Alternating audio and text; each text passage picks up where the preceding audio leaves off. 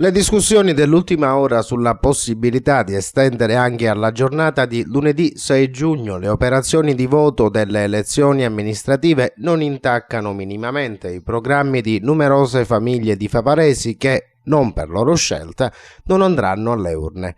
Non stiamo parlando dell'astensionismo che potrebbe essere il frutto della sfiducia dei cittadini nella classe politica che c'è, ma degli stranieri nella propria nazione, ovvero gli abitanti della zona denominata Favara Ovest. La non risoluzione della ultraventennale problematica della ridefinizione dei confini territoriali tra i comuni di Favara e Agrigento esclude dal voto amministrativo per la città dell'Agnello Pasquale i circa 2000 abitanti favaresi che per l'anagrafe sono agrigentini.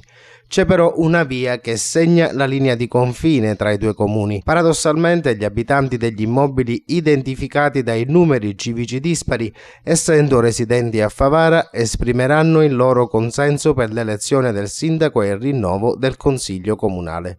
I loro vicini di casa, o meglio i dirimpettai con numero civico pari, invece, avendo la carta d'identità rilasciata dal comune di Agrigento, per il prossimo 5 giugno possono tranquillamente programmare una gita fuori porta. La via in questione è quella intitolata a Ugo La Malfa. Per i favaresi si chiama infatti ancora così. Per gli ex diventati agrigentini si chiama invece Antonello da Messina. Una strada con doppia denominazione, quindi. Ci troviamo nell'arteria urbana retrostante le scuole elementari di via Agrigento. Per chi sale in direzione Contrada Saraceno, gli immobili del lato destro, ubicati quindi in via Ugo La Malfa, ricadono in territorio di Favara, mentre quelli del lato opposto, via Antonello da Messina, in territorio di Agrigento. Una situazione imbarazzante per una vertenza che, come dicevamo, si protrae da oltre 4 lustri e che ancora, nonostante i tanti proclami, non è giunta alla soluzione finale. Comunque non è la prima volta che si verifica l'esclusione dal voto di questi cittadini vicini di casa.